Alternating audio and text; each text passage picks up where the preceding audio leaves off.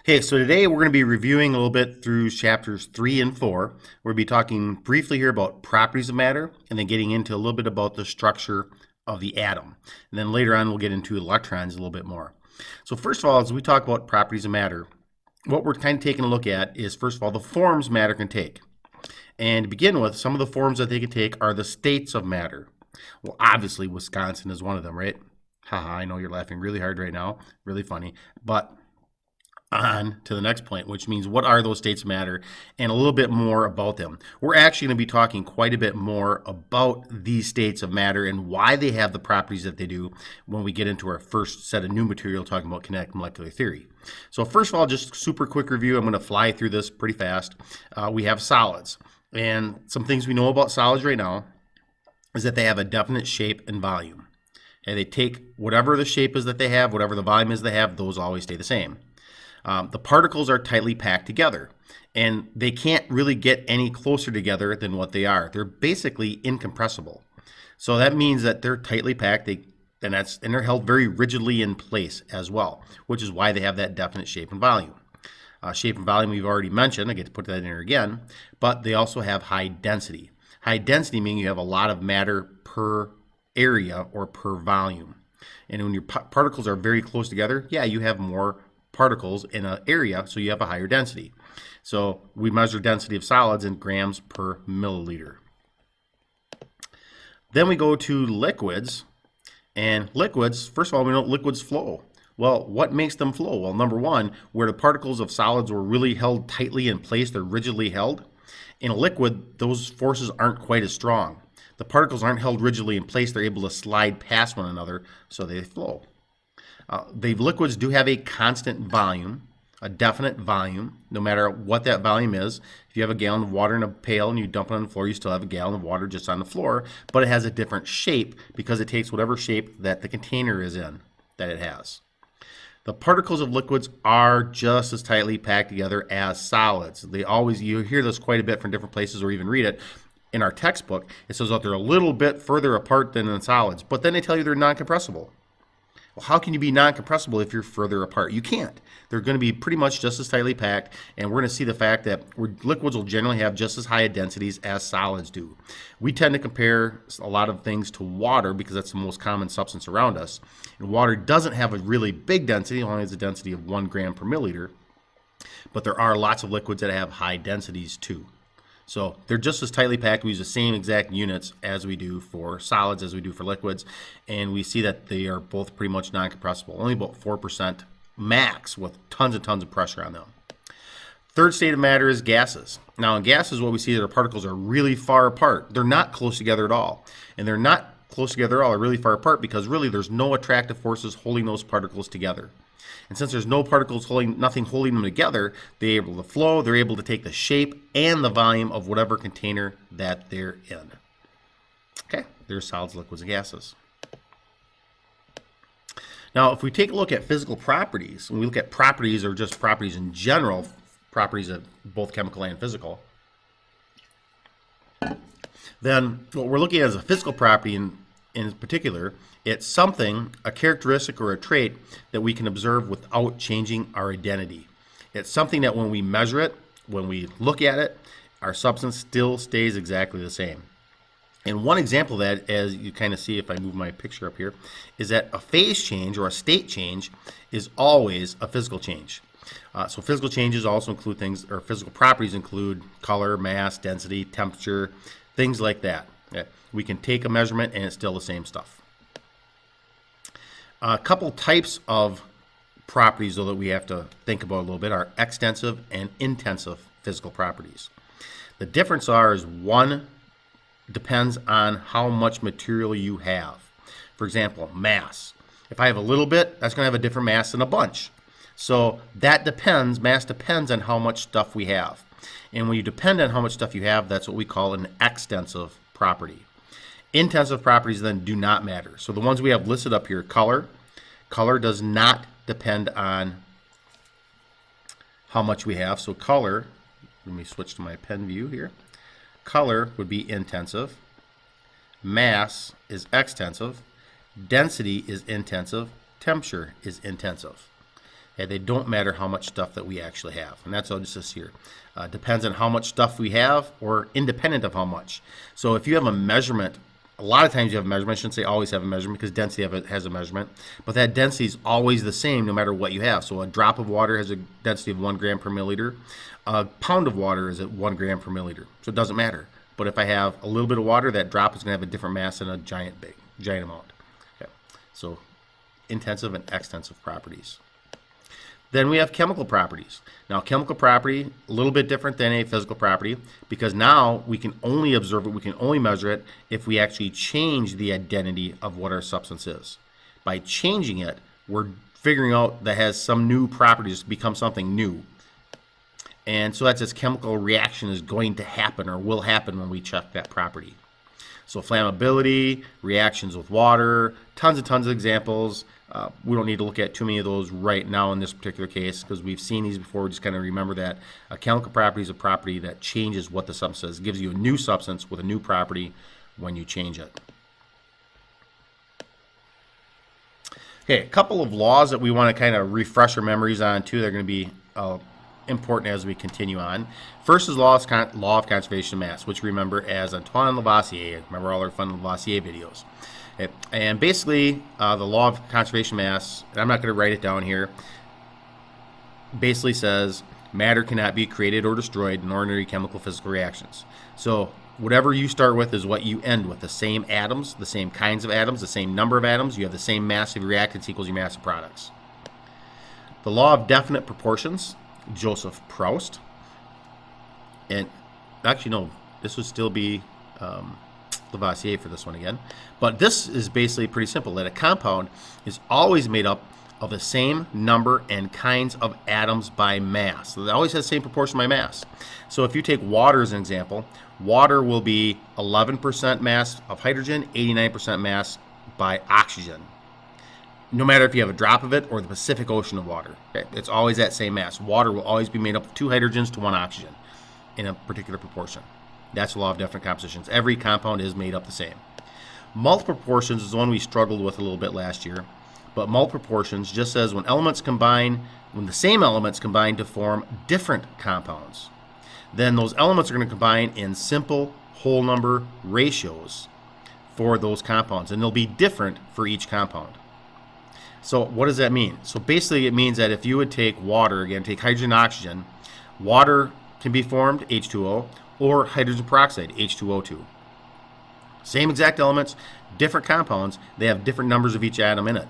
But if you look at your percentages, water is going to be 11% hydrogen by mass, 89% oxygen by mass. Hydrogen peroxide is 6% by mass and hydrogen and 94% oxygen. So you see those percentages are different, and so you get a different simple small whole number ratio of those things. That's all it means. It just means different compounds will be different. Now we get into structure of the atom a little bit. Into chapter 4 as our quick review happens here. And basically I'm going to kind of really condense this down into what the atom looks like. We're not going to worry about all the different theories and where they came from, starting with the ancient Greeks and a warm summer's evening in ancient Greece, and you're at the Agora and so on and so forth. We'll just get down to the nuts and bolts and get to where we are now. The nucleus has a structure. The nucleus contains protons and neutrons, and that was all from Rutherford's experiment. And then the electron cloud is where electrons are located and they're moving. Most of the atom is empty space, and that's kind of Rutherford's conclusions again. And all the positive charge, most of the mass is found in the nucleus, and all the negative charge is found in that electron cloud. Just a couple other quick things here. If we look at where mass and charges, protons are in the nucleus. They have a mass of 1 atomic mass unit. That's that random unit that was set up to say here's how big a subatomic particle is. Has a charge of +1. Neutrons, again, in the nucleus, 1 AMU, 0 charge because they're neutral. I'm not worried about who found them and when they found them at this point. Electrons are not in the nucleus. Let me change that. That was a mistake. So I get to fix that right away. Electron cloud. And they're 0 AMUs. They're not massless, just that their mass is so much smaller. It's about 2,000 times smaller than a proton or a neutron. So relative mass that's not very much. So we can assume it's really close to 0. And then a charge of -1. Those real masses Actual masses for the proton, 1.673 times 10 negative 24th grams. Neutron is a tiny bit heavier, 1.675 times 10 negative 24th grams. And you see the electron is much smaller at 9.11 times 10 to the negative 28th grams. Okay, so they actually have mass. It actually has mass as electrons do, but it's really, really, really, really small compared to the protons and neutrons. So if you went to an auction, this is the example I gave you before, and you had $1 in your pocket, and the person next to you had $2,000 in their pocket, and you both wanted to bid on the same item, who's going to win? Do you have any chance whatsoever if you both want it? No, because $1 is basically zero compared to 2,000. They only have to bid $2 and you're out of money. Hey, atomic number, a couple other quick things about the atom in this case, besides that basic structure, because we'll get into electrons a little bit later, is the number of protons in the nucleus. And that's what makes an element be a particular element. That's what identifies one element from another, is how many protons there are. And indirectly, it's also telling us how many electrons are in a neutral atom. So if an atom has an atomic number of 17, then that element would have 17 protons. And if it's a neutral atom, it has to have an equal positive charge and negative charge. It would also have 17 electrons. Mass number I didn't put on there, but mass number is the sum of your protons and neutrons. Let me just put that up here too.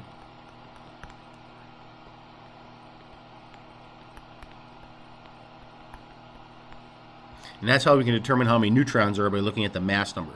So uranium-238 has 92 protons. That means it has a whole bunch of electrons to make up that 238, yeah. Isotopes. So as we looked at Dalton's theory, we looked at some other theories, we saw that every atom wasn't exactly identical. Atoms of element can be different from each other. They're going to have the same number of protons and electrons, but they're going to have a different mass, which means that they have a different number of neutrons in their nucleus. And that gets us into stability, which is what we're going into next with radioactivity. Not all atoms are stable. Atoms can have isotopes that are unstable if they don't have the right proton to neutron ratio, or as you get higher and higher in the atomic numbers of the elements, you get more and more unstable elements and isotopes. In fact, once you get above uranium, every element is radioactive. And again, that's dealing with that ratio of protons and neutrons. Neutrons are the glue that holds the atom together. In that really, really, really tiny area of the nucleus, you have all these protons packed together. And there are a couple of forces at work here. Number one, you have electromagnetic forces. And we know that electromagnetic forces, like charges, repel each other. Opposites attract. When you're putting a whole bunch of positives right next to each other in the nucleus, there's a lot of repulsive force there. So how does it stick together? Well, there's also the strong nuclear force, which is an attractive force. But even without that, or just with a strong nuclear force, no nucleus would stick together. But that's where the neutrons come in. The neutrons come in and they do two things. They add more strong nuclear force, and they dilute that repulsive force from those protons. So by pushing the protons and getting in between those protons and putting further apart, that reduces the electromagnetic force, gives it more stability to the atom. But above element 92, we can't put enough neutrons in to make anything be stable. There's too much repulsive force. And then radioactivity just means these unstable things have this spontaneous emission of radiation. They break down spontaneously. That means they do it all by themselves, and they do it constantly. And that radiation can either be particles, energy, or both. We have three types of basic radiation that we're looking at and working with in this case. And the first one is alpha decay, or alpha radiation, And that is actually the weakest form of radiation that we have. And in alpha radiation, we're giving off an alpha particle. This alpha particle is this big, massive, heavy, positively charged particle that's being shot out of the nucleus. It's the particle that Rutherford was shooting at his thin gold foil. Really big, massive, the battleship gun shooting at the piece of Kleenex. Okay, it has 2 protons and 2 neutrons in it. So the alpha particle has a mass of 4 and a charge of +2. Then we have beta decay. And beta decay is stronger than alpha decay. But what's happening here is now we have the ejection of a nucleus, or high-speed electron, coming out of the nucleus. It's like, hold on, Mr. Wolters, there's no electrons in the nucleus. No, there's not. What's actually happening in this case, a good way to think about it, is that a proton is breaking down into, or a neutron is breaking down into a proton and an electron. The electron's kicking out. Because what you'll see happening in a beta decay is that your atomic number will increase by 1. So you're gaining a proton. We're not pulling a proton from somebody else. We just have a neutron changing into a proton and an electron. And the electron kicks out. And finally, you have gamma decay. Gamma decay is our strongest form. You need thick lead barriers to stop the gamma decay. And gamma decay is very, very strong, and it's just energy being given off. That takes us to just about getting close to the end here. We'll look at a couple of decay equations. Now, no matter what, all of our decay equations and radiation still follow the law of conservation of mass, which is really useful for us. So if I have an alpha radiation, I'm giving off an alpha particle. So therefore, I know that if I have uranium-238 92 and it's an alpha decay, then my first product has to be an alpha particle. Well, if the law of conservation of mass is being fulfilled, pretty simple, that 4 plus 234 is 238, 2 plus 90 is 92, and element 90 is thorium. So that's how we determine what that is. And again, just a reminder, which I think I showed on that last slide, but I'll make sure, that an alpha particle, mass of 4, charge of plus 2, 4, 2 alpha. Beta particle, we use the symbol beta, 0 for the mass, -1 for the charge. Let me rewrite that. Beta doesn't look very good. My pen tip acts up a little bit here. There, that's a little bit better. Okay, so it's pretty simple. If you know what kind of decay it is, oh, my light's turned off. That's a key. I've been talking too long, right? Laugh, right? I know you're laughing too with me. But if I know what my particle is, I know it's either a 4, 2 or a 0, -1, then all you have to do is add the numbers on the right side to make sure they equal your numbers on the left side, and use your periodic table to determine what the element is. Okay, then we finish up here. Our last slide just going to show a beta decay equation. So in beta decay, again, we're giving off that beta particle. Actinium-89 undergoes beta decay. So there's our beta particle be given off. 0 plus 227 is still 227. -1 plus 90 is 89. And element 90, again, is thorium. Okay, so that's our quick review of the basic structure of the atom and radioactivity. Some more things that we'll talk about in little assignments that we'll do, but that should wrap us up for today. Let me see if I can shut this off.